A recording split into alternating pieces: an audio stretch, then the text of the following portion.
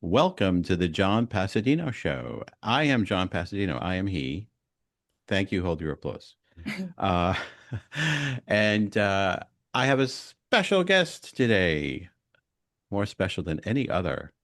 I say that to all of them, but for today, she is. She is. She is. She is Zulie Rane, and she's a prolific blogger. She's a tremendous blogger with a huge following. But more than that, she actually works for what I feel is the best blog site to write on, and that's medium.com. She is a product storyteller or marketer for medium.com also. So I will welcome you, Zulie Rane. Welcome. Hi, John. Thank you so much for having me. I love talking about Medium, so I'm thrilled to be here. Good. I love talking about it too. I love, by the way, my routine. By the way, everybody, I'm going to do a lot of by the ways. I am a writer on medium.com under John P. Writes, just like my website, johnpwrites.com. I'm using my new fancy Canva background today, showing it off. Hopefully it doesn't pixelate too much. But Looks I'm a great. writer on medium.com. And I came to Medium because of Zulie's one of Zulie's YouTube videos that recommended it. I mean, she goes through you go through all of the options, but I was like, oh, Medium, that sounds good. So I came to Medium, and I'll tell my story real quick. I'll just hog the show and talk about me. So what happened with me is 2023. I got on Medium. I was like, oh boy, wait till they see my articles. They're so great. They're gonna, and nobody came. No reads because I had no idea. Didn't know how to format titles. I didn't know about publications. So I quickly got disappointed and said, I'm doing something else. I did some books. Then 2024, I went to Medium Day. There was a Medium Day. Yes, there was. Yeah, it was around Yeah. this time last year. Yeah. And I met so many people on it. I attended all these little classes and seminars. I was like, oh. I was like, oh, I missed all that stuff. So I went back in 2024. And in addition to that, I signed up for a class with Write, Build, Scale. hmm And I'm pretty sure I met Sinem, who runs Write, Build, Scale with a partner, Philip, during that 2024. I think I did during that Medium seminar.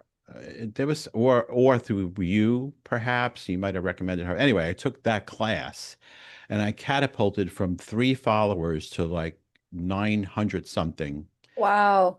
And in 2024, I got boosted. We're going to talk about what boosted means. I got boosted 9 times, like almost like once a month. And now 2025, I haven't been as focused, but I've been boosted a couple of times. And we'll talk about what boosted means too. Sorry, folks. But I wanted to tell my story. It stems from seeing Zulie and her talking about Medium. And that was before you worked for Medium. hmm So now that I told my little Medium story, let's take it back a notch and talk about you and how your journey led you to Medium and to where you are today. It's not a dissimilar story, to tell you the truth. No. Go back to 2018. It was very popular to have an Instagram account for your pets.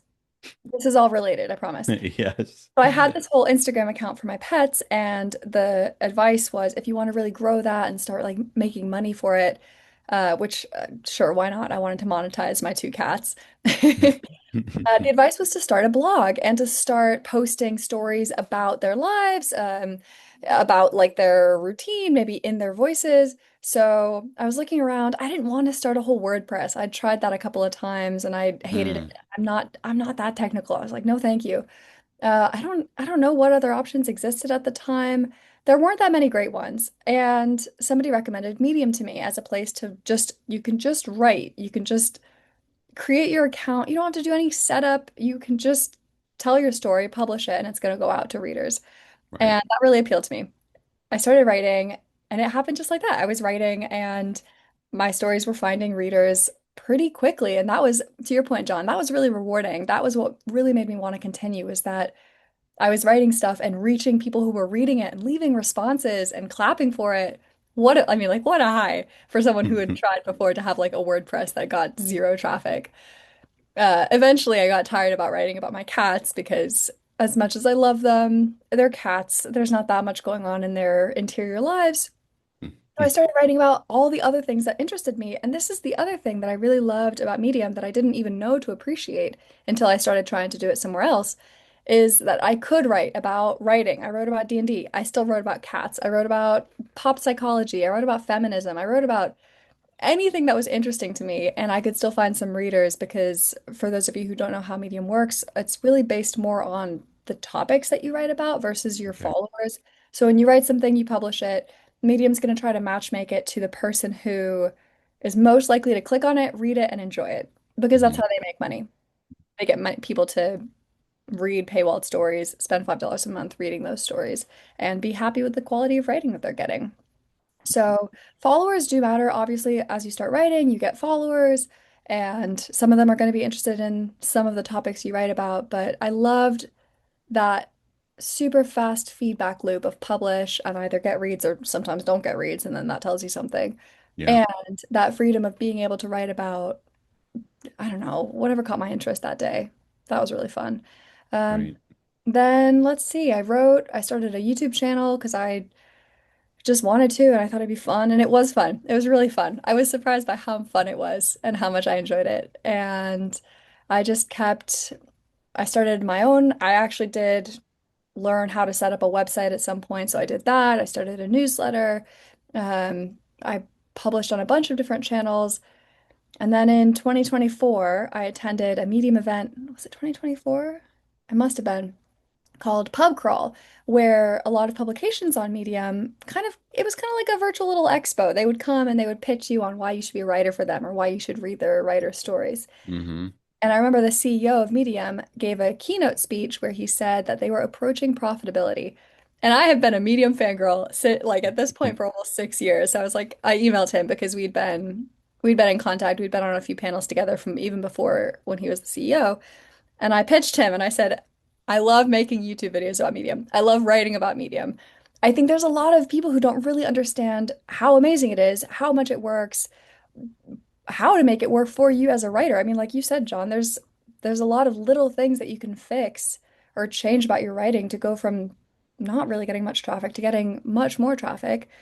And I wanted to be the person to make those videos and write those stories and talk to those writers. And I thought if they were approaching profitability, maybe there was a chance that he would keep me in mind if they did start to hire for that role. And then Hmm. he emailed back straight away and he was like, yeah, let's talk. And that was, my daughter was born recently, so that is the high point of my life, but that's probably a close second. Congratulations on both. It is a great American dream story. I see, that's how I see it.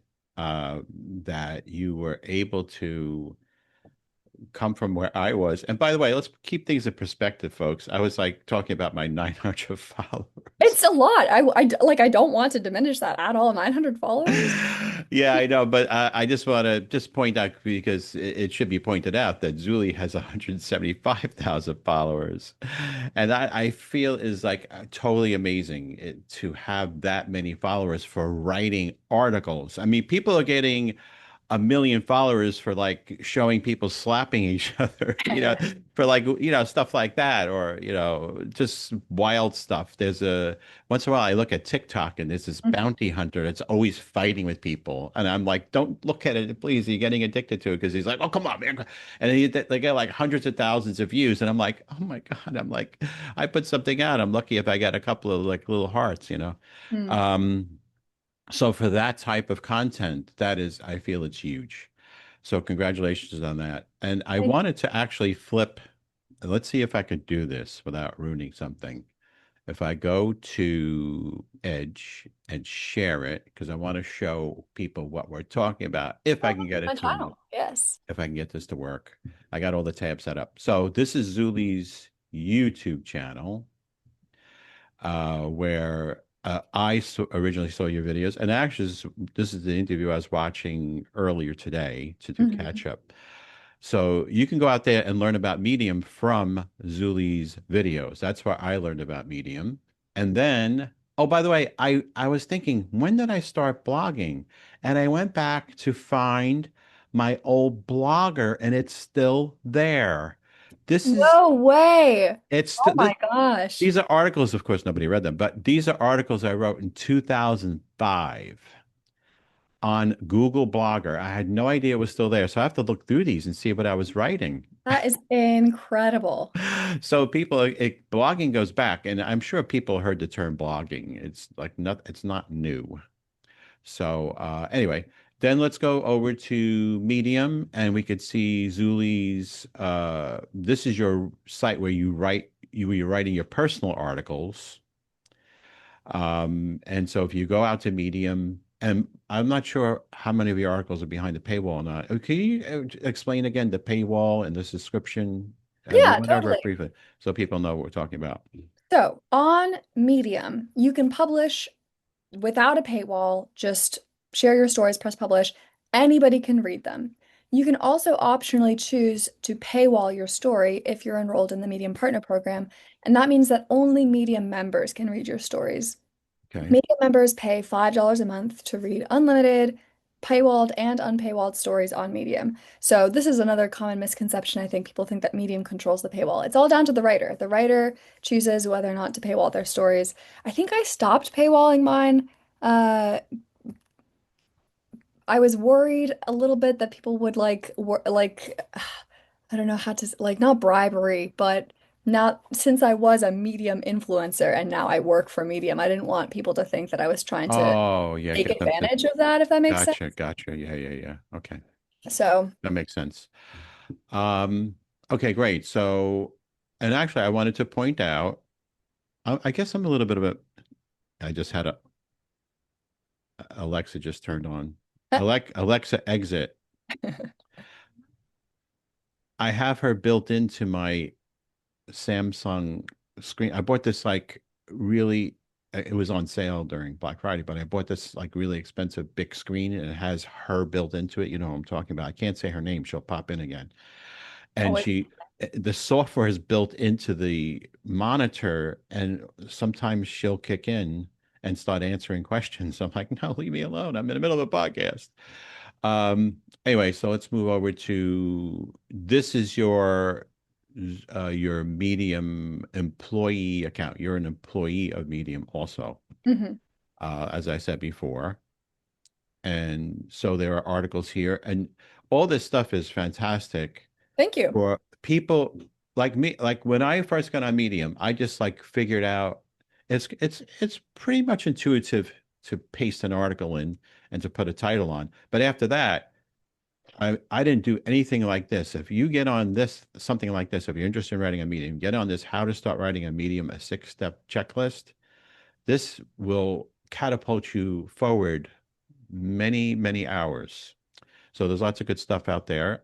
Um, I wanted to point out your website also, just to give perspective to everybody. Again, this is your website, and Yes. I had to tell you that, right? This is your website. This is Zulie's website, and I actually found something last night that you wrote about the difference between Fiverr and another platform, Upwork, maybe? Yes. Upwork. Yeah. Yeah. Because, oh, folks, for those of you who don't relate to us Medium blogger people and creators, because we're both creators, so there's a website called Fiverr, Fivrr, I think it is. A bunch of freelancers out there you can get stuff done through that's relatively inexpensive.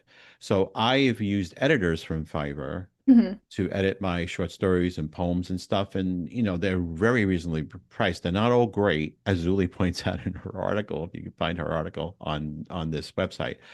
There's another site called Upwork. Mhm. Yeah, that you were comparing it to. That's what I've been talking about. Anyway, so there's good stuff out here also. Um, and then by the way, this is my Medium thing. John Pastino, John P. Writes, just in case you were looking to find out who I was. Oh, here's all about me. Let's make it about me. See, that's me in a bookstore. Actually, this is a friend said she would sell my books. She was so sweet to do this. She would sell my books in return for me taking pictures, publicity pictures for her little shop where she sells Oh, like little antique stuff. But yeah. I gotta be honest. my books have been sitting there for a year and not one person has bought a book. I feel bad. I have to take them out of there one of these days. Anyway, so that was our little tour. Let's get back to our video here. So you're talking about your journey to where you are today, and tell us what a product, I heard you say product storyteller at one point, or product marketer. So tell us exactly what you do in that role. We'll expand on it a Uh, little bit more. I switch between product marketer and product storyteller depending on how Okay. sentimental I'm feeling about the product at the time. So this is the problem that I was kind of already trying to solve before Medium even thought about hiring me or I'd even pitched myself, is that Medium is this awesome platform that doesn't really market itself. Like I never see ads for Medium. I never see like YouTube. If you go on YouTube, they have a whole section for how creators on YouTube can Hmm. understand YouTube. They have like 4 great videos every year that they put out explaining how the algorithm works, explaining how thumbnail works, explaining Yeah. how titles are important. And I just found there wasn't a lot of that for Medium, or if it was all coming from people like me who, like, we do our best. There were some, Hmm. there are some like Medium gurus out there who are just, I'm gonna say it, I think they're just out there to try to get a cheap buck. Like, they don't actually have the expertise that they say they do, and they were perpetrating a lot of misinformation, or in best case, people like me who were doing it with the best of intentions, but don't have the whole picture because Hmm. we don't work at Medium, right? Or at least I didn't at that point. Yeah. So what I try to do in my job is explain how Medium works so writers and editors can really be successful and happy there. For whatever given value of successful and happy is, right? Like some editors just want to start a publication about cats, for example, and know Yeah. how to get their first writer to write for the for their publication, and I can help her. Some writers want to understand how to build a portfolio of their work so they can use that to get hired, and I want to help that writer understand how to do that, what tools she has available to her. So Right. day to day, it breaks down to creating videos, stories like articles on Medium. I send out newsletters to writers and editors with updates on how the product works or like if there's been a change, how they can make the most of it. I interview writers and editors on Medium so that they can tell me how they've been successful, what's worked for them to try to pass those stories on to other writers and editors like them who want to be in that position. Hmm. And just generally try to demystify what Medium is, how it works, and how you can make it work for you. I got to tell you, thank you. That's an important role because I will be honest with you. Even in my writer circle, I'm a board member on a for writers, a not-for-profit writers group here in New York where I live. And I mention Medium to them, they just stare at me. I mean, these are people that have written, like, you saw the books I wrote. Some of them have written prolifically, like 15, 20 books. Wow. They're also members of other book clubs. And, I mean, I know it's a different genre of writing. Blogging is way different than writing a book. I know that. But still, they don't know what it is. And I've said, why don't you try writing on Medium? They're like, Medium? Um, and I started sharing. By the way, we've been touching on this, everybody. You could be behind a paywall. Like I'm behind a paywall with my articles because I'm trying to make a little bit of money in retirement, and also, to pay for like all the stuff I need to buy, like this monitor that keeps turning on and giving me the weather and all that. Um, Over the last year, though, over the past 6 months, I bought 2 gift subscriptions Mhm. to Medium for friends. Thank you. And on one of them, I did a little video tour. I made a video and I said, this is where you can find my stuff. This is where you can find other stuff. Here's Obama. Obama writes on Medium. He's a Democrat, so it was okay to do that. Um, and I share a little tour. This is where you could find, you could search for stories and all that other stuff. And so far, so good. He's been using it. And actually, I decided to put together a book of my humor articles that I wrote on Medium. Mhm. And oh, I have to back up a second. So we haven't emphasized this much, but there are publications on Medium. One of the publications I write my humor articles for is called Mudium. And maybe I should show it. And a woman named Susan Brearley started that publication and like 10 others. And so when you submit an article on Medium to a publication, if you're accepted to a publication, you submit an article to the publication, you're accepted as a writer, submit an article, they have editors that go in and make suggestions and corrections like an editor you would have to pay for on Fiverr or a real pro editor, which you charge a fortune for. So it's a great um, asset of Medium that you get your articles edited for free. And I am an editor too, by the way, on two publications on Contemplate, which is one of Susan's.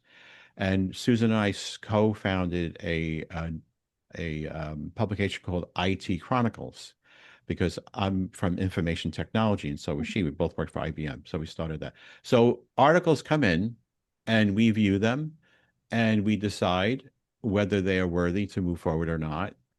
And unfortunately, I know I'm all over the place with my little story here, but I want to talk about something that was on my agenda to talk to you about. Unfortunately, we're getting AI articles. Mm. Yeah. And fortunately, Susan has somebody, Andrew Roden, who wrote a program that scans them and rates them on a scale of 1 to 10 on whether how much AI content. And we will call out the person and say, hey, we got a 9.5 here that you used AI. What's going on? What did you do? Sometimes they'll say they use editing programs, but I have to tell you, you could tell, and I know your experience over time, you could tell Yeah, there are it's some, AI. yeah. Like I think the one that really grinds my gears at the moment is the one that goes like, that's not a question. It's a deeply insightful comment or something. You know what I mean? Yeah, Like it's not yeah, a this, it's a that. That one really gets to me. Yeah, it's interesting. It's a really difficult challenge because yeah. from Medium's perspective as a business, who's going to pay for AI writing? Mm, Especially if it's like, and here's something I want to distinguish. And you can get writing that is good with AI assistance, right? Like if you have, say, I don't know, someone who's busy and very smart, but wants to dumb down a complex subject for a more lay audience. And they yeah, have experience and they, write a first draft and they tell AI, make this more understandable or whatever. yeah. There's a fine line that I think is possible to not cross. You can still write a really good story that's going to be valuable to readers that AI could not have done by itself and still make it worth paying money for. Mm, However, the vast majority of stories that are AI written on Medium are nowhere close to that line. They are just garbage, like it's just yeah, slop. And yeah. this is a really, really tricky challenge for Medium because Mm, obviously it's not good for our business because yeah, if readers see a ton of crap like AI slop just behind the paywall, it's not worth it. yeah. But at the same time, how do you scale a program to scan Mm, for all the writing that's behind the paywall for AI? It's really cost prohibitive and not always correct. So it's yeah. like if you scan something and it's 100% AI or 50% or whatever, it's really labor intensive to then follow up with that. As I'm sure editors on Medium know, to follow up with that writer and be like, what's going on, man? Why is this all AI? Yep, yep. And we're fortunate with this group of editors I work with, where Andrew wrote a Python script that does this analysis, and there could be false positives too. On one writer, I went back and I looked at all her writing, her website, her history. It was a lot of work for me, but I was like, I noticed a pattern with her that she wrote this way a long time ago. So, and she said she had used programs for people that aren't writers. There are programs like Grammarly and Mhm. Pro Writing Aid or Editor in Microsoft that's built in that will scan your work and they'll make corrections. Well, now it's in emails too. You could send emails and then you'll get corrections and you'll get like, would you like me to rewrite that for you? Prompts and all that. So it's a shame because there are people that are legitimate that are getting flagged in some cases. Um, I mean, AI is a great tool. I'm the president of a small theater company in New York, a not-for-profit theater company, and I needed to put together job descriptions for two roles I want to fill. I just asked Copilot to write me a template because it's I'm not getting paid to be, I'm a volunteer president of this non-for-profit theater company that just manages to get by. I don't have time to sit there for hours writing a job description. So it's like, zoop. And it wrote it for me. What's scary though is I wrote I facilitated a short story seminar at a library, Hmm. and I was teaching the three act structure. Hmm. And I said, there are tools out there, and I want you and wanted the students to be made aware of them.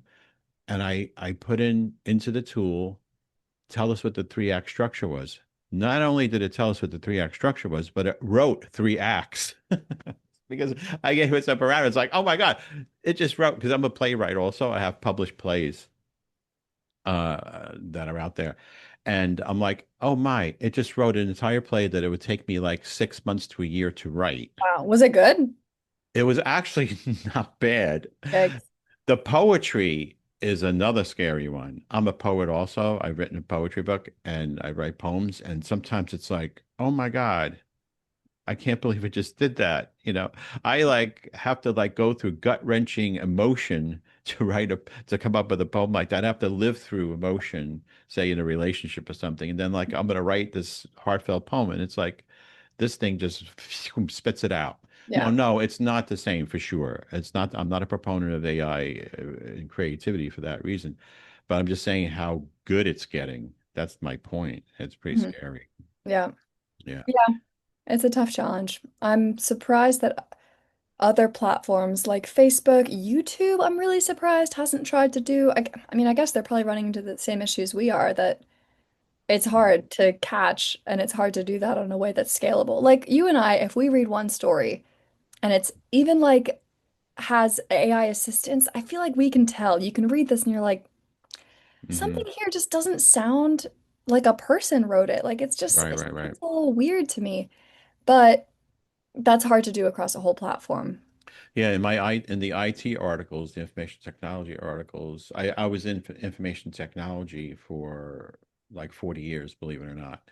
And I worked for IBM and all that. And when somebody submits an article that is so like it's broken down so like in its the structure that the time they would have to take to lay out that structure, and then all of the information that's in it, you could tell it's like it's been scanned. The internet has been scanned to grab this and throw it Mhm. in. Mhm. It's not from their life experience. So what I do is I say, can you tell us what your experience was with this product? Because you're Yeah, writing about it, but there's no real life experience. You're just doing a generic, it's almost like you're doing a cut and paste from Wikipedia. right. And There's no value to that to anybody. right. And so sometimes they'll come back and they'll stick in. And so I said to my friend, I said to my work colleague, Paul, why don't we try this product? I'm like, no, that's not good enough. Did you actually use the product? Yeah. So anyway, that is a dilemma, folks, that we're coming up. And it's not just in blogging, it's in every area of life. I mean, today when you get on a chat, like say you're on a website, you need help with a product, the first thing you're going to get is a bot, Little AI chatbot. a Yeah. little chat bot, very frustrating. And then we're going to find a real customer service rep for you after you've gone through the chat bot thing. So it's good and bad. It does save some time here and there, but it can be bad. And I'm glad that Medium has cracked down on it, and is cracking down on it. And I can understand how it is cost prohibitive. I hope they can get a handle on it over time because for me, like I work really hard on an article. I take a good solid week to write an article. Hmm. I draft it, then redraft, redraft, redraft. And then it goes to the publication where it's edited Yeah. again. Yeah. And then I see something go out. I'm like, why bother if it's going to just, somebody's going to write about what I wrote, except it's like done in like 30 seconds. Wait, not 30 seconds. It's done in a second. Yeah. Well, then they cut and paste it into a Word document and they just fool around with some of the things. But anyway, folks, I don't want you to believe that everything on Medium is AI because it's not. You could tell the good stuff that's out there. Um, Something that I think Medium does actually a pretty good job of doing is filtering. So obviously, there are exceptions where something that you can tell and readers can tell that it's been AI generated. It lands behind the paywall and it starts getting recommended to readers.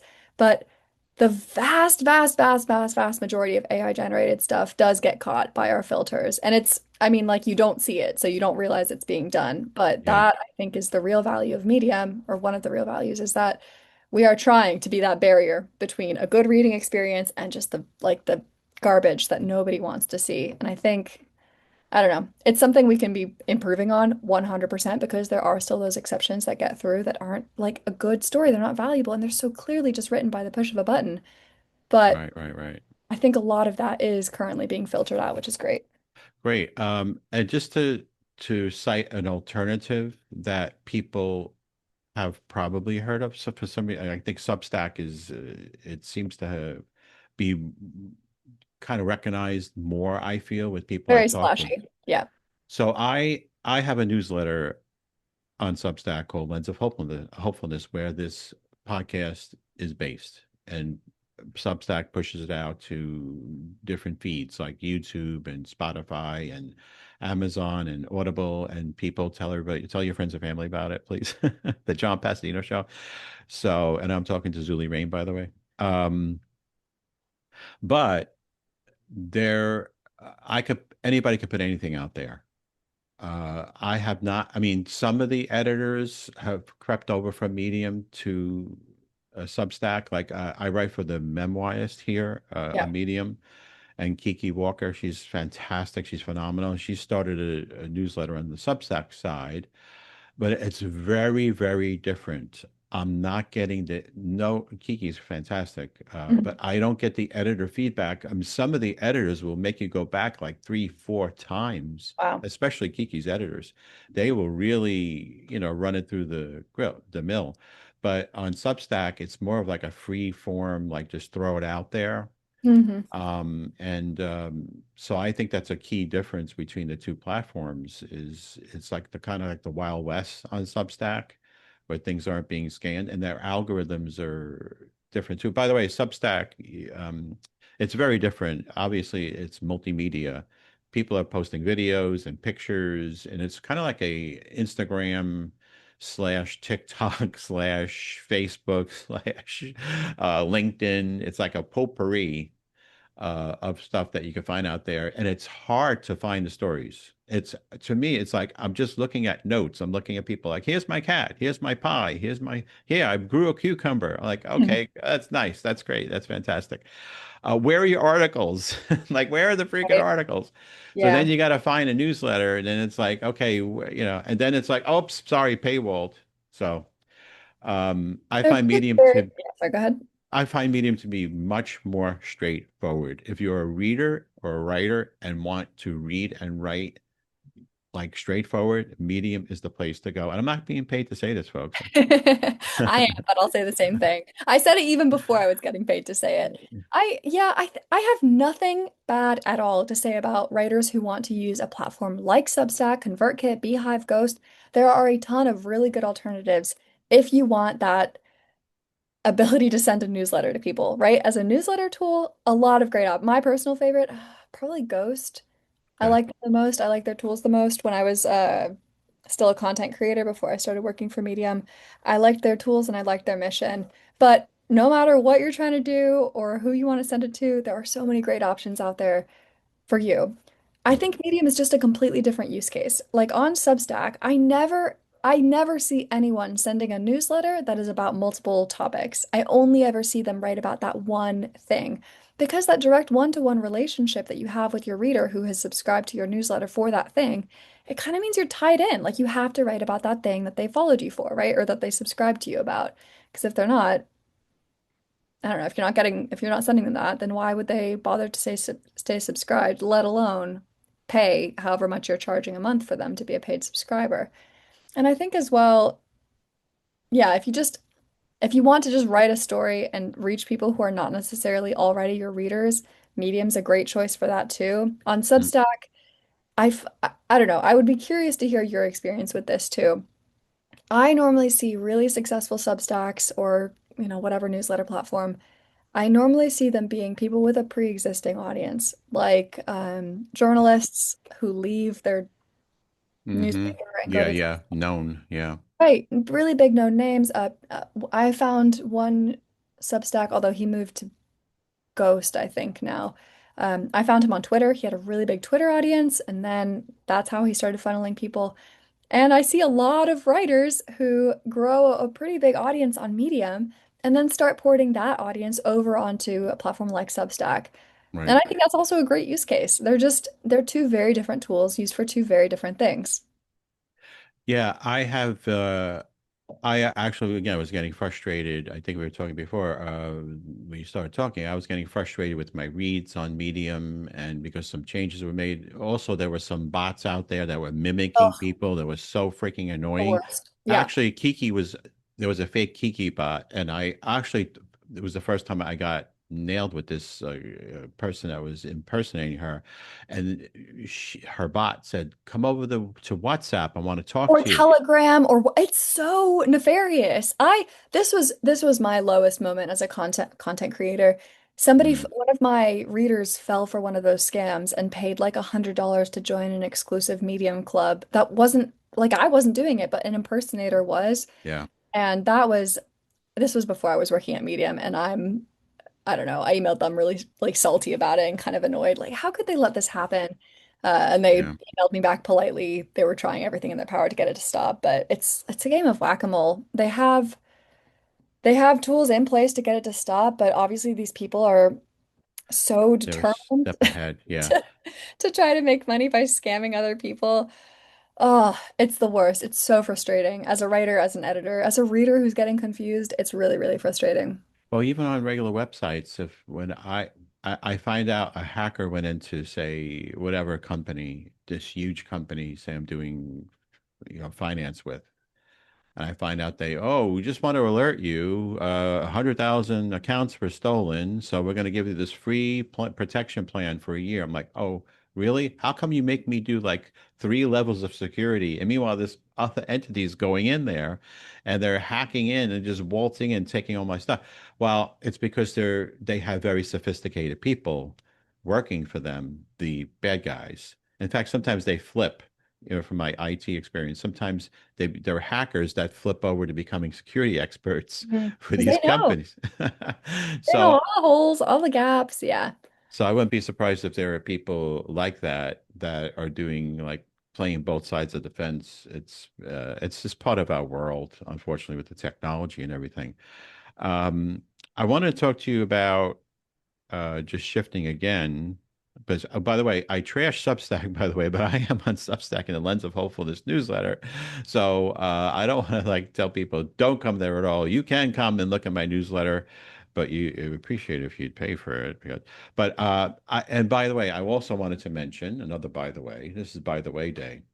Um, there is a company called Write, Build, Scale Readers write and potential writers that teaches how to navigate Medium and how to navigate Substack. And they are absolutely phenomenal. I've signed up for both of their courses. They're the real deal. Sinem Gunel, I don't know if that's the pronunciation of her last name, and Philip, I can't pronounce his last name, but those two, and Jerry is a third person that works for them. They have put together an incredible program that if you have any chance of making it on Substack, I would take that course. And Medium too. They really pushed me in a totally different direction than I was going in. They're so good. They're so professional, detailed, and they're really fun people to talk to. So you get on like chats like this with them. And actually, Zulie, you were on one of them like we said CNM earlier. has been to my wedding. We're like pals. Oh, okay, good, good. So CNM and Philip both, yeah. They're only have great things to say about both of them. They're fantastic people. They really know what they're doing. And they do. I They're true pros. Yeah, I really, really like the way that they approach trying to teach these lessons because they're not gimmicky. I don't want this to turn into a whole Cinnamon Phillip ad, but it is really great. They do amazing work. And before I started working at Medium, I was very happy to collaborate with them. I loved being part of their product launches. I felt like they were really doing right by their customers and by their students to try to teach them the best that they knew. Great. So people who are listening or watching who are interested in getting into the blog into blogging, one is start with Zulie's information on her website, and all the links will be in when I launch this. All the links will be in the details, or a Medium, and then consider Write Build Scale if you're willing to pay more money than you would have to looking at Zulie's stuff because it's all out I said there. it's free. But they are Seenam and Philip and Jerry are very detailed, and they actually hold your hand. They hold your virtual hand along the way and lock arms with you, and they will stay with you every step of the way and get you there faster. One of the things, again, getting back to people who are interested in writing, I I was struggling a little bit recently with reads, and I know there have been crackdowns on Medium and changing some direction, and they haven't been paying out as much money to writers, and I know there are reasons for that. But I was getting frustrated, and I'm like, maybe I am getting off the track. So I happened to look at one of your videos recently, and we're gonna do a little exercise with the some of the time we have left, and hopefully this will help other people too, and put you on the spot because I didn't tell you about this. This is if I can pull this off. So I love a surprise. I'm gonna try to switch over to uh let's see if this works to PowerPoint. Here. So you were Oh, fun. Yeah, I recognize this Venn diagram. Yeah, you recommended a Venn diagram where you would put in, you could see the three circles, things, your interests, and then in the middle, you would kind of merge. Well, I'm going to let you explain it. First, I'll say I put this together this morning before we did this show so I could demonstrate that this is what I'm into. I'm into the arts. I'm a producer, director, actor, improv actor. I write plays, books, blogs, poems, lyrics. I'm a creator. I specialize in humor, memoir. I'm also a podcaster, obviously. Spiritual, I research and study religions. I love religions a lot, lots of lens of hopefulness. And this podcast is dedicated towards spirituality. I'm a seeker. I pray, I meditate, attend services. On the mental health side, this third circle, I'm a lifelong panic and anxiety sufferer. You wouldn't know that from seeing me, right? Like, stay like a rock. I'm into self-help. I read lots of books. I'm into psychotherapy. I talk to different therapists. I seek answers and share my experiences. And a little kicker on the side is, as I said earlier, I have decades of experience in information technology, so I have lots of knowledge there. But Mhm. these are my passions. So I'm going to let you explain how you arrive at what's your target audience to write for, or what's your target articles to write for. And we could maybe do it with me if possible. Yeah, why not? All right. So I'm going to explain this from a perspective that you're watching this and you want to get readers on Medium. I'm assuming Hmm. that's what your goal is. There are some people who use Medium just as like a diary, basically, others who just want to use it for a specifically for a portfolio. So there are other use cases. I'm focusing on this one. You want to find readers on Medium. There Hmm. are three things that illustrated by this Venn diagram that make good topics to write about. The first, like you said, John, expertise. It has to be something you know about. So the reason it has to be an expertise, like something that you know a lot about, is that there's so many writers on Medium. I think there are, I don't know, tens of thousands who publish something every month on Medium who Hmm. have something to say. You have to find the thing that you know best. Like, what's that thing that you know so much about that you're going to be able to basically outcompete everybody else who's writing about it? The experience, sorry, the example I always like to give is that of like a serial monogamist. Like, I could write about dating. I've been married to my husband for I don't know how many years have we been? A lot of years. Um, I could write something about how to date, right? But there's going to be someone else out there who has been dating for 20 years. They've been married 17 times. They know all there is to know. So a reader's not going to stick around to read my stuff when there's somebody who has so much more expertise in that subject ready to share it. Expertise doesn't have to be a job. It can be just something you know a lot about. Hmm. The second thing is interest. So I could write a lot about, let's say, customer support. Worked in customer support for a couple of years. I have a lot to say, but it's not interesting to me. I don't care about it enough to write about it. And that's something else I think too many writers forget is that there has to be something in it for the readers, but there has to be a reason that you want to write it too, beyond reaching readers. Like we all want to reach readers, but what's something that you're excited to write about that you have like you sit down and you're like, "Oh, I have so many things I could say. I'm so excited to share this. I can't wait to see what people think about it because Hmm. it's something that interests you personally." Hmm. Now, it can't just be interest because, again, you'll run into this issue where you are kind of like outcompeted by writers who have more expertise, who have more interesting things to say. But it can't be all expertise. You have to be interested at least a little bit. So, examples of things that I'm interested in that I would not write about, the election. I have nothing useful to say about the election. I read a lot of newspaper articles. That's basically my only expertise. Hmm. There's nothing relevant I can contribute to that conversation. I like to watercolor, but there's again not a whole lot of stuff that I have to say that's going to add to the conversation, that's going to be meaningful for readers. Stuff like parenthood, I have expertise and I have interest. This brings Hmm. me to the third category of things that you're looking for, value. And it kind of combines the both expertise and interest. When you sit down and think about something that you know a lot about and you're interested to write about, you have to come back to that reader and say, what am I going to give to the reader? What can I offer to them in this topic that's going to make them feel understood, teach them something new, entertain them, offer some kind of value. And there are going to be things that you think you can offer value, but you don't have expertise or interest. And there's going to be vice versa, where you have a lot of expertise, but you can't really think about that value angle, like nothing is coming up for you where you can really contribute back to the reader. But there are going to be subjects that hit all three, and those are going to be the ones that are really great for you to write about on Medium because, again, you're not going to be limited by topic, so you don't have to pick just one. You can write about any topic that you love, and you can write about. You don't have to have expertise or value. You can write about whatever. But if you want to reach readers, those three are what you should aim for. Expertise, interest, value. Yep.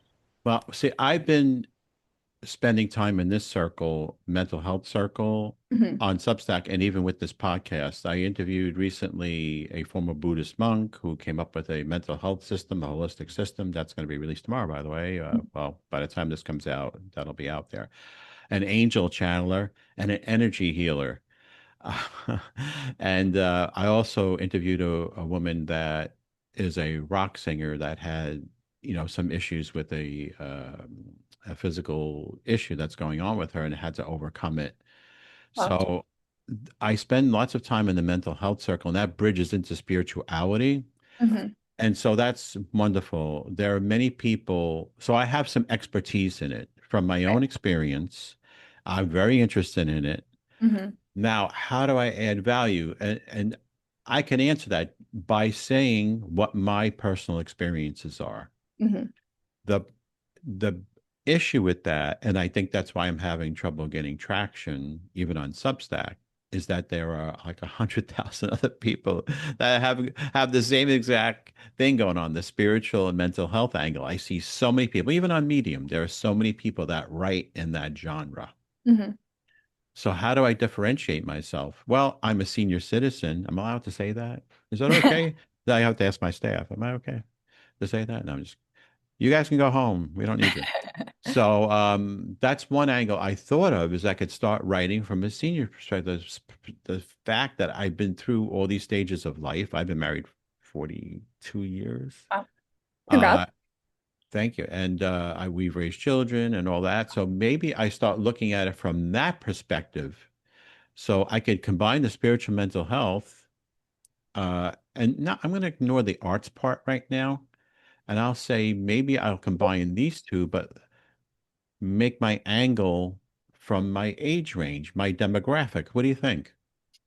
Yeah, I think so. One thing that I find really useful is to go look on Medium, look on Substack, read those stories that are already covering, and ask yourself, where is that gap? Do you disagree with some of what's being said? Do you think that they leave out a really important part or a really important life experience? Like if it's all coming from, young hot 20 somethings, that's not the whole picture. And there's going to be readers out there who are looking for that extra dimension, like that extra angle. Yeah. So that's what I normally recommend. Like look at what's out there and see what can I add? What is missing that I can offer? That's the best advice. Now, sometimes that is a little overwhelming because there are literally zillions of writers doing that thing, and sometimes you just have to like start writing anything and get it out there and say, "Oh, I forgot to mention about this experience that happened to me that I don't think that many other people have heard about. Let me write a story about that." Or a reader comments on your piece and says, "Oh, this I really love this. I have not seen it presented this way before. Thank you for writing that." And that gives you another hint. That's something that's missing in the current conversation. And sometimes it's just reaching readers where they're not being reached. So I'm trying to think of a good example for this. I'm not on enough social media to give a good example of this actually, but let's say, for example, that on TikTok, again, it's all these like wellness influencers who are giving their perspective on mental health and spirituality. And there's probably a lot of viewers on TikTok who want to see something else. And that angle hasn't yet been covered on that platform or hasn't yet been covered by those topics that they're providing. So that's my advice. I think just from talking to you today, by the way, I'm sharing my screen again. I just did a search for mental health, and there are probably like tons of publications. See, these are publications: Mental Health and Addictions Community, Mental Health Collective Ideas Hub. All these are pretty much in the genre I was just talking about, and Hmm. that I've been podcasting about. Uh, so what I would do, to Zulie's advice, is go through these and see like how many followers these have. Can I interrupt to give you another unsolicited tip? Sure. Okay. Our search is not great. We are working on it. Not Okay. perfect. So instead of using the search, can you type mental health? Yeah, can you click on the search bar? Up here? Yeah, and then go to explore topics at the bottom of that drop-down menu. Oh, oh wow. All right, now Okay. search mental health in here Okay. Oh, and look click at on that. that topic. So this is going to bring you to a page. This is going to give you a little bit more information about what medium readers specifically are resonating with. So you can see it's following Wow. those 8 million. These are going to be stories that mental health readers are responding to, they're clapping for, they're clicking on out of like when they see their homepage, that's the story that they're clicking on out of all the other stories they have available. So this gives you a little bit more information. So keep scrolling down. Ooh, who to follow? A little bit more. There's a particular page I wanted to, yeah, okay, so if you scroll to the bottom of this and click see more stories, see the latest drop down at the top? Hmm. You click that and select 10 most read, Oh my goodness. I didn't even right? know about this. It's a mi- This is so you can actually filter down by month, you can filter down by year. So if you want to see what are the 10 most read stories from July 2025? Like what are medium mental health readers really interested in? That's what you'll get, Gotcha. Okay, so I am doing all 2025, and I could see, oh, look at this 13,000 claps. right? I'm lucky if I get 50 clap. By the way, clap is a like, but you can, on medium stories, you could clap up to 50 times or like up to 50 times. The more claps a writer gets, the better it is for their, I guess, visibility and possibly monetization. So, oh wow, that's a see, I didn't even know about that. Zulie, This is sorry. do you have a video about that on YouTube? I think I did make one recently about how to use topics on Medium that covers this, but yeah, so this isn't like a perfect picture, but it gives you just another angle, a little bit more information. You can also do this by publication on publication. So if you go to Invisible Illness is one that deals Uh, with mental so health, among other things. so do like find invisible illness Yeah, let's see if it comes up. Yeah, if you can click on that publication. right here, invisible illness, Yeah.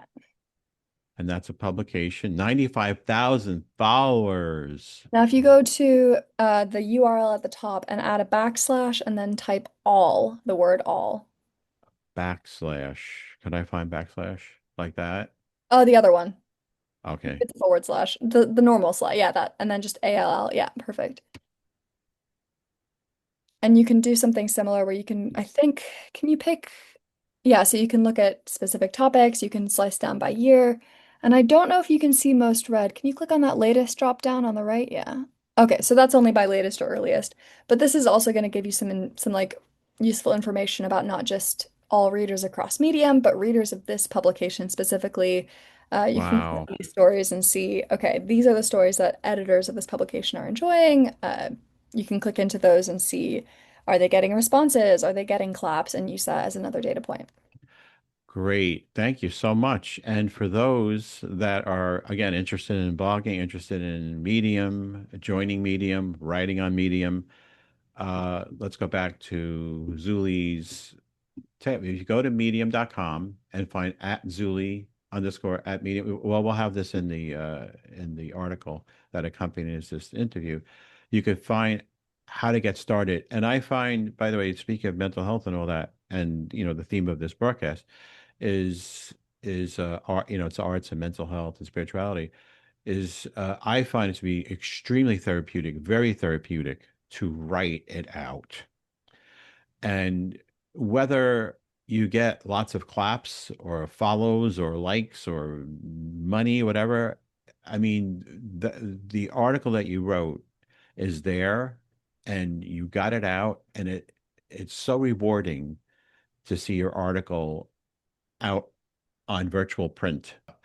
Anyway, so we've covered lots of how to on how to write, the types of topics to write, and what people may be attracted to. We've covered your story. And we've covered AI.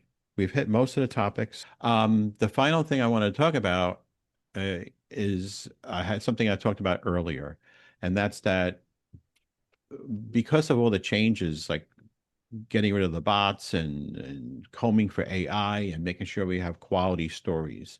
It has decreased reads. We talked about this a little bit earlier, of people like me. And it gets frustrating when you don't get the reads you used to get. And also for monetization, I wasn't making a great deal of money, but I've dropped down to literally pennies per article. And it's disconcerting to see that. It kind of and I've spoken to other writers, bloggers who are on Medium who are saying, that's it, I'm leaving. And they write these little like goodbye letters and they go off to Substack or Ghost, whatever. And they say, that's it, I'm done with Medium. What is going on? What is driving that, do you think, or do you know? And why should perhaps people reconsider, writers reconsider, if you don't mind addressing this topic? Okay, there are a couple things you touched on, and I want to make sure I've got all of them. Decrease in reads. It sounded like issues with monetization as well, people were feeling, and a kind of the perception of a medium exodus. Are those the three main? Yeah, and also, I'm sorry, I'm going to dovetail one other item in it, and it's the feedback I've gotten is, why is this happening? Why Mm. aren't we being told why it's happening? Then there was an interview with Tony where you two were talking about cracking down on the AI and on focusing and on the bots and all that, and focusing on the quality of the stories and not being so concerned. Tony actually said in the 2024 interview, which is on YouTube with you, he said, you know, Medium is for people that are not, I'm paraphrasing him up the wazoo here, but we're looking for quality writing that people, and the reward is the writing of the quality article and getting people to read. The people who read are reading quality articles. If you're looking to make X amount of dollars, perhaps Medium isn't the place you should be. Again, I'm paraphrasing, but that's what I got out of what he said.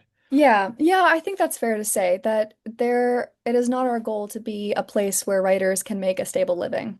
That's not what Medium is for. Substack, I know, has a more reliable monetization scheme. So if you want reliable, if you want to know, I just have a better idea of how much you're going to earn every month, or yeah, I think Substack or another newsletter platform where you can paywall your stuff is probably a better fit for you, or another option to add on to where you're writing. I think, yeah, Medium is we tried that business model of being this like creator economy, let's pay people thousands of dollars. And what ended up happening, and I know Tony's open about this, is that it ended up being a lot of like hustle culture, a lot of like get rich quick stuff. And that in turn meant that readers were not paying us money because you can get that stuff for free anywhere else. The stories that I think make Medium worth paying for sometimes aren't even paywalled nowadays. Like we got this really good one, like fascinating read about this woman who was detained by ICE at the Canada-US border. Yeah. And she wrote a story and she had a platform to tell that story. It was found by our curators. They boosted it, so a ton of people saw that, and that was a really, really interesting and important story to tell, and it wasn't behind the paywall.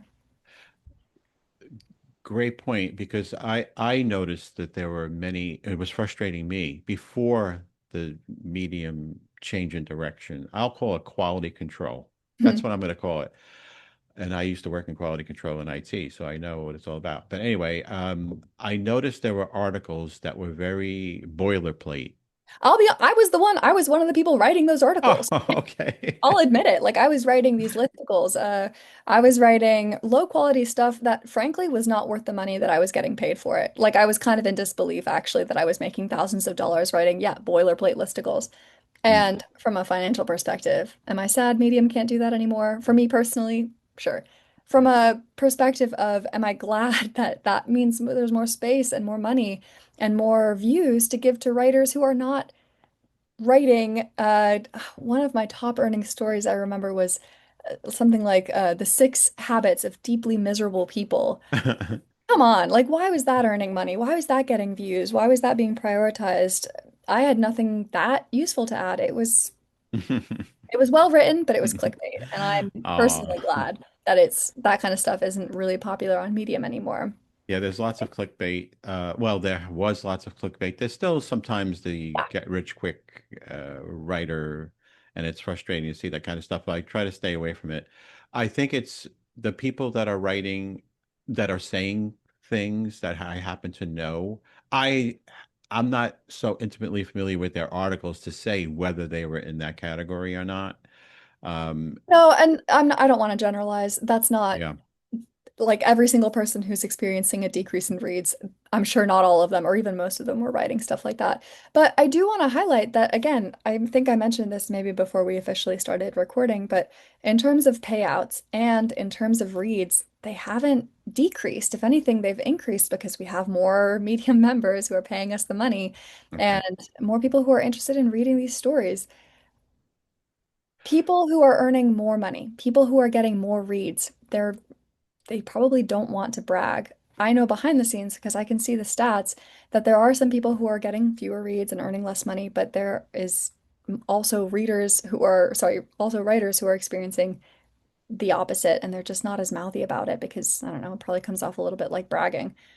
Okay. There are always going to be swells, I guess. Ebbs and flows is a good way of Yeah. maybe thinking about it, of writers who are reaching what readers are looking for right now. And that's again, I really want to highlight that that's all Medium is trying to do. I think people really start thinking of Medium as someone who is hand delivering stories to readers. Hmm. We're matchmaking. We offer Yeah. readers an option. Like I forget how many options we show the average reader, but on like if you go to your homepage, we're serving you like 15 stories that you can pick from. Hmm. Most readers, they don't read all 15 that we offer them there. They pick a few. And so our job is to try to make those 15 so compelling, so interesting that they'll definitely pick a couple to read, right? And Hmm. that's going to change over time depending on what the readers are interested in, depending on what's going on in the world, depending on how the writing on Medium changes. So if there's one thing I could tell writers on Medium who are like understandably frustrated that they're not getting the reach that they used to, it's to Yeah. stop thinking of Medium as like a plate of readers and to Hmm. start thinking of it as like, what can I do to attract more readers? What is currently attracting readers on Medium? Can I, looking at those topic pages, looking at what's popular on publications, working with editors, what can I do to make my stories more appealing to readers so that when they get presented to a reader's like, okay, I know that's going to be a story that is great for me to read, and I'm going to follow that writer and I'm going to subscribe to all their stories and all the rest. For me, it's like I got to figure out what I need to do to write my own ship. Hmm. Plus, I'm not under contract to stay with this platform. If I don't like it, I could just go somewhere else. So I have to find a way to get around it, over it, or under it. So that's the way I look at life. That's part of my mental health awareness thing, people. And I'll put that in my little diagram and write an article about it. Oh, maybe I will. Maybe I'll write an article about that. So, Yeah. I think um, I don't want to gaslight anybody into thinking like there haven't been changes. I will say there hasn't been like one big change. We are constantly trying to refine our recommendation system to give the best, like the story mm, that is most likely to be valuable to a reader to that reader. There are changes happening all the time, like little ones. Um, I'm sure sometimes there are bigger ones. And that from being on the other side, I know that feeling of being like, well, my writing hasn't changed. Why are my views decreasing? yeah. But I don't know. I think I'll ask, are there not sometimes also times that you're writing and your views increase without changing your writing? Yeah. I mean, I wrote an article for IT Chronicles, which I'm co-editor for, but Nice. Yeah. Susan looked at it, and I thought it was an article about Y2K. Hmm. Everybody remember that one, turn of the century? It's like, oh no, what's going to happen? So I experienced. I worked Y2K for the company I was with at the time, and yeah, maybe I'll write about it. What happened in retrospect? And like, who's going to be interested in 2025? Well, the article got boosted. So I was like, why? Wait a minute, I got boosted? And boosted means that the curators at Medium felt it was worthy to push forward. Well, can you explain boosting real quick if you don't mind? More than happy to. With a little bit of context, if that's okay. You can edit out whether Yeah, this is irrelevant. sure. So to address that quality issue that Medium was experiencing, that there was a lot of garbage that was paywalled and that writers or readers weren't really wanting to read, we wanted to change the incentive. I'm using the word we. I wasn't even at Medium when this was happening. I'm going to use the word we very liberally here. We Okay. wanted to change the incentives. We wanted to make it so that good writers, had a reason to write stuff that wasn't clickbait, that really told their story, that gave them an opportunity to share their expertise. I mean, how many times are you going to get the chance to talk or read a story from someone who was there at Y2K, like preventing that or what they did? I haven't read the story, but I've just opened the tab. John. It's a rare opportunity, and Medium's task was to try to find stories like those and present them to readers. And I think Tony found some stats. Like they're less clickbaity, right? Because I don't know, we didn't want to reward clickbait. Hang on, let me go back and explain the mechanism. So, yes, Medium curators, at first, it was just Medium staff, trawled through as much of Medium as they could, looking for stories to give a boost. And the boost was basically saying to our recommendation system, okay, normally you're basing off engagement, Hmm. clicks, reads, claps, highlights. Let's add another factor called the boost, that if it's boosted, even if it's not getting a huge amount of engagement right off the bat, let's still keep showing it to people. Like, let's give it a little bit of a leg up. And the Hmm. official guarantee was you would get at least 500 views on your story within 2 weeks. That was us saying, we really want to push this out to people. Hmm. And after that, the boost would, it was not perpetually applied to the recommendation system. It was just enough to give it a lift and let readers say, like, okay, yeah, actually, this is good. Let's keep reading it. Let's keep getting it. I think we've changed that now because what ended up happening was we were boosting a lot of stories and trying to force them to readers, and they had like titles that weren't that good or they weren't that interesting to readers at that particular time. So they were occupying a lot of space in the recommendations feed, but they weren't that valuable to readers. So I think we changed it to presentations instead, where we would guarantee maybe like 10,000 presentations where it would show up in someone's feed and give them an option to click. But if they didn't click after that, then we would say like, okay, well, clearly it's not that valuable to readers, but we've done Hmm. our bit to try to get readers to be interested in it. So it's a boost in the recommendation system. That's the name for Hmm. it. Saying readers should really check this out. We also added not just in the recommendation system to help its distribution through the platform, but we also added a payment incentive. If your story is behind the paywall, if you paywall it and it's boosted, it earns more money per view or per Hmm. read than if it got an equivalent number of reads, views, claps, whatever, but was not boosted. And what Tony found, and I think he presented this at one of his keynotes at Medium Day a year or two ago, is that people are less likely to click on boosted stories because typically they're not clickbait. They're stories that are more, I don't know, they have Interesting. more thoughtful, more descriptive titles that are less clicky. But Mm, people who read them were more likely to continue reading them and were more likely to become members after they had read one or after they'd been shown one in their feed. And I thought that was so interesting because it really mm, felt like it corroborated the whole point of the boost. We want to highlight the best that Medium has to offer, and we want to incentivize writers to write those stories. Like, even if I know when I was a writer when the boost rolled out, it meant that I changed my strategy. Instead of trying to just crank out one or two articles a week, I focused on just one a week or maybe one every 2 weeks, but making that one really, really good, as deep as I could. I would edit it more times. I would dig deeper to try to find those boost-worthy stories within myself because I knew that if it did get boosted, I would be rewarded with more views and more money. hmm I find the whole thing, this whole strategizing aspect of the company fascinating because there are so many factors that go into this demographics. There's the times we are in, 2025. I mean, Mm. this is 2025, folks. Quarter of a century We after. are and we're in Okay. the video generation at this point where people are they're just scrolling on video shorts and they're like it's like crack. And Mm. I don't mean to disparage, people using drugs and all that, but it's addictive. And I've spoken to psychotherapists and psychologists about it, how you get people are getting a dopamine rush. Yeah. So here you are with Tony running this company which is a black and white. For me, I see a black and white background. There's nothing flashing. There's no videos. There's no people like balancing themselves and getting pushed over, or somebody at Walmart crashing a car. This is just pure writing. Yeah. So I give you tons of credit, you and Tony and the whole crew, for navigating the platform to where it is. And I am gonna, I'm staying with it. I'm not leaving it. And I hope, I read articles on it every morning. That's part of my routine. Hmm. I read some Medium articles in the morning. I don't look at the news. I read Medium articles because I feel it's a good start to my day. Um, so anyway, we've gone further than I thought we would ever go. I warned Uh, you, I love talking about Medium. You can't stop me. and it's all good.